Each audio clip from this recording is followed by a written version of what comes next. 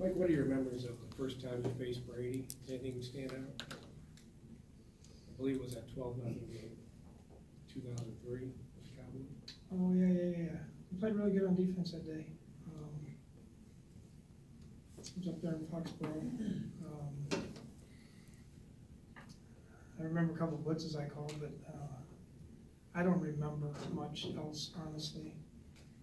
We played him once to start the season. I was in Cincinnati and he killed us. Played him once in Cincinnati and we beat him.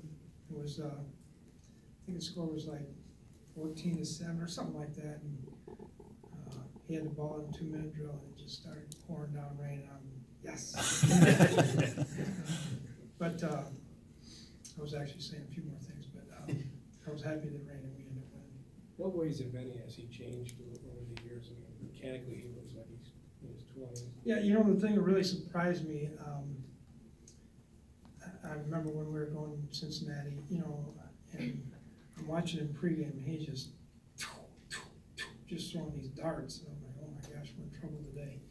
But, you know, his accuracy, you know, I think the biggest, you know, he sees so many things now. I think with the experience,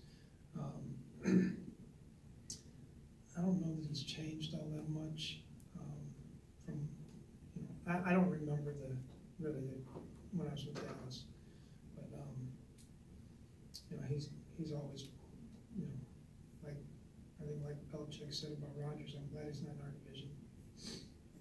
Is there something they're doing now with play action that's different than before? Just how effective he is with it? Yeah, I'm not sure. You know, I see him once every 4 years, really, so it's hard for me to say what's different. They are the best play action team in the NFL, in my opinion, though, and they do a great job of getting linebackers and safeties to suck up on the play action on the runs, and then finding the open spots behind it, or which makes it really difficult. The runs look exactly like the play actions, which is what a good play action team does. They've got some of their skill position players back that were missing earlier. Do you ever see a drop-off when those guys are out? Like, as long as Brady's in there, I assume it's still the kind of offense that you really have. Yeah, pretty much. You know, it's pretty much the same. You know, they'll use guys a little differently if you know if the skill set's a little bit different. But for the most part, it's you know, obviously when they had different tight ends and not Gronkowski, they used them a little differently. But no, not really. I mean, you know, they had some of the backs out and they used Cordero some there, but you know, I think they do a good job of using the player skill set to run their offense. Yeah, what are you seeing from the way they're using Cordero now? Yeah, they're doing really good with him, and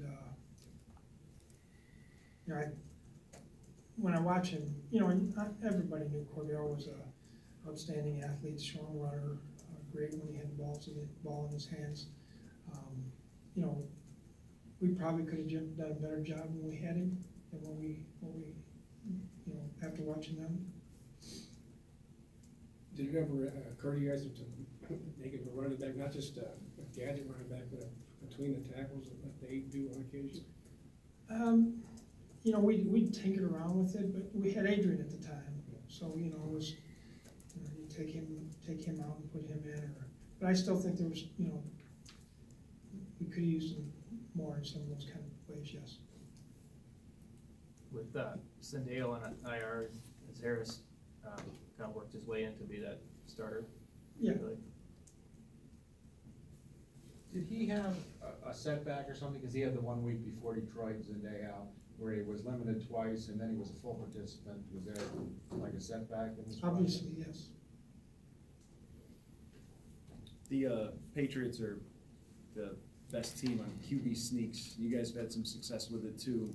Why does that play work so well when it's 3rd and short, 4th and short?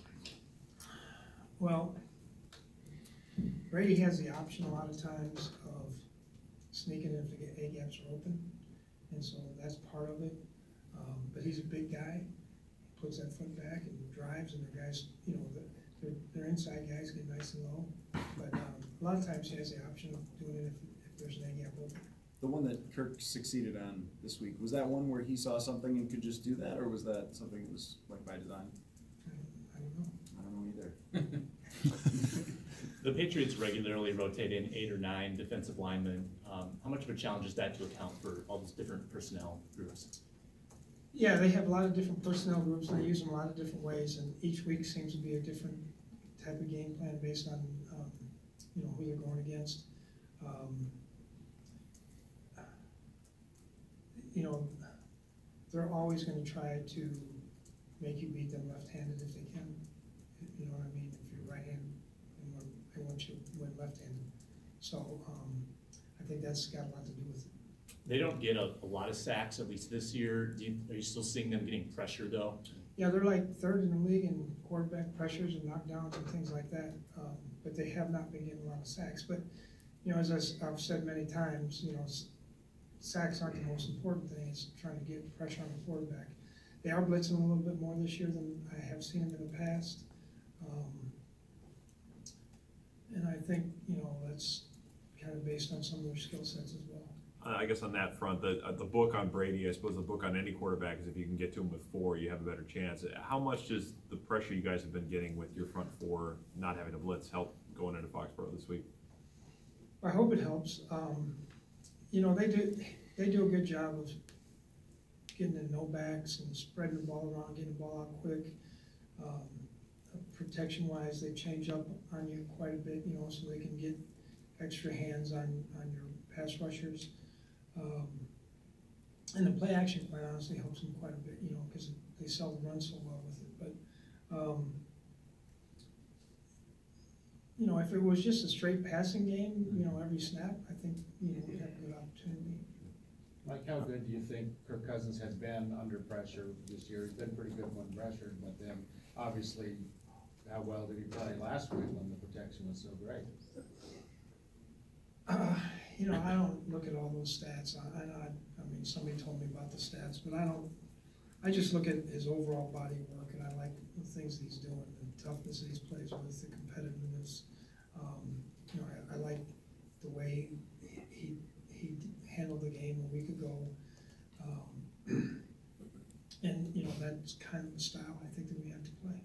They've been really successful running Sonny Michel on first down. I mean, what makes him such a versatile threat for him in that facet, and also just getting away from contact? He's a good back. You know, they do a good job of blocking the point of attack, allowing him to try to get in the secondary, and I think the receivers do a nice job of trying to block the safeties and crack the safeties if you're in single high defense. I just think they do a good job of creating some space for him, but you know, there's been a lot of times where he's come out the back door and been able to accelerate and make some big runs. Do they seem more willing to stick with the running game and more basic runs when it's Michel versus when he's out of there or not available even?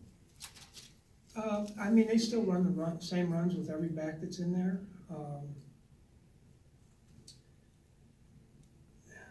I mean, yeah, I think so. You know, they're one of the best teams at running the ball in the red zone and one of the best teams at stopping the run in the red zone. And so, you know, that leads to, you know, when you can run the ball in the red zone, that typically leads to touchdowns. You know, because you don't get in third and longs and things like that where you got to throw in a condensed situation or area. And so I think that helps them there too as well. But they, you know, they do it with, and they've got, you know, they got perimeter runs, they got the lineup, get up quick and snap the ball. They've got hard ball runs. They've got toss sweeps where they're, you know, running cracks. You know, and then, so, you know, they give you a lot of different looks. Mike, what do you think Belichick does best as a defensive schemer?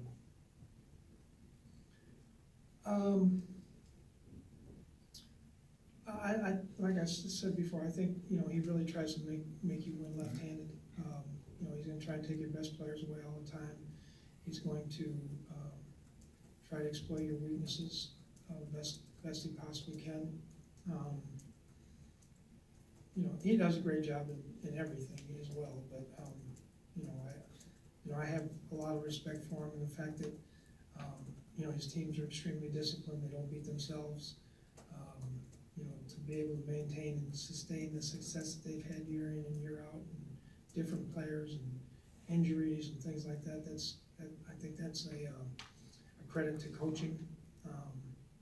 You know, it's hard, honestly, it's hard. You know, you go 13-3 a year ago, and you know, the expectations are so high, and they've been to so many Super Bowls, the expectations are so high that you have to really be good to maintain that.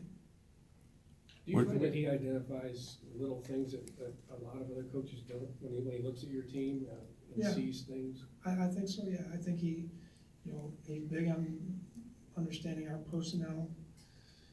You know, each guy from 1 to 53, and then trying to figure out, you know, okay, how can we beat this particular one, and then how can we scheme it all together. Time for two more. With the news Monday that Rhodes' injury was very, very mild, would you expect to have him on Sunday?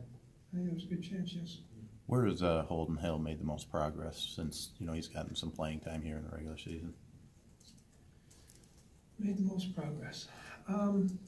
You know, I mean, it's been a lot of ways. Obviously, you know, we play different technique than he played at Texas. We, you know, a different scheme than he played at Texas. So, you know, the schemes, learn the technique, understanding those things. You know, he's still learning, obviously, like most young guys are.